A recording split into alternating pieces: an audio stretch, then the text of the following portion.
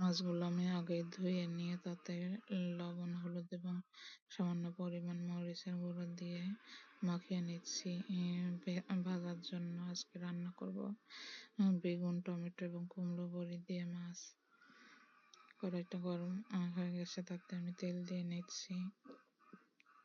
তেলটা গরম হয়ে আসলে একে একে মাছগুলো দিয়ে দেব ভাজার জন্য।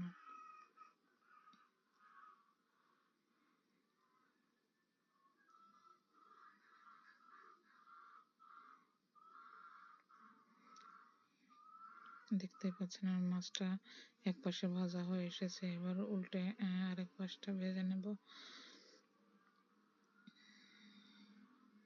মাথাটা একটু বড় ছিল, যার কারণে আমি প্রথমে মাথাটা ভেজে তুলে নিই এবং তারপরে মাছের টুকরোগুলো ভেজে নিই। দেখতে পাচ্ছেন আমার মাছগুলো সব ভাজা হয়ে গেছে, এবার একে একে তুলে নিচ্ছি।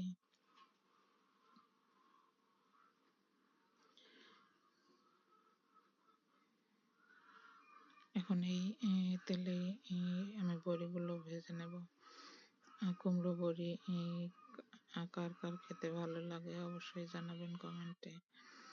আমি কুমড়ো বড়িগুলো একটু হালকা লাল করে ভেজে নিচ্ছিলাম, দেখতেই পাচ্ছেন। আর আমি আগেই টমেটো, বেগুন কেটে ধুয়ে পরিষ্কার করে নিয়েছিলাম মাছ দিয়ে রান্না করার জন্য। বড়িগুলো তুলে নিয়ে এবার তাতে পেঁয়াজ কুচি দিয়ে দেব, একটু নাড়াচাড়া করে নেব। পেঁয়াজটা লাল হয়ে আসা অবধি 1 চিমটি জিরা ফোড়ন দেব।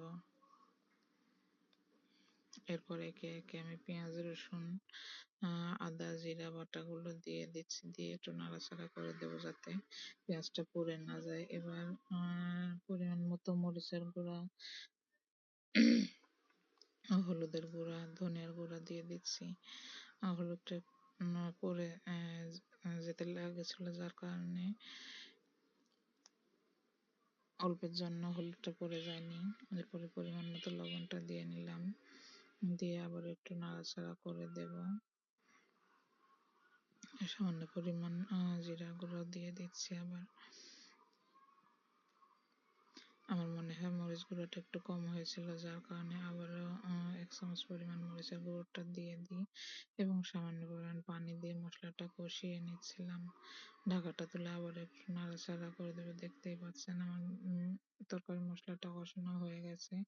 এবার তাতে কেটে রাখা আলু, বেগুন, টমেটো এবং কুমড়ো বড়িগুলো দিয়ে একটু নাড়াচাড়া করে দিয়ে নেব, যাতে মশলাগুলো তরকারির সঙ্গে মিশে যায়।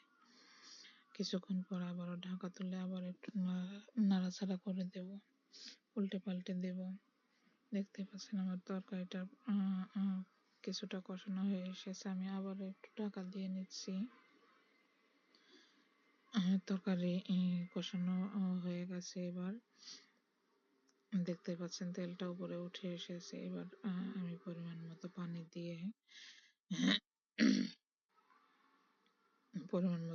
দিয়ে দিয়ে দেব কিছুক্ষণের জন্য। আবার একটু ঢাকা দেব, তারপরে মাছগুলো দিয়ে দেব।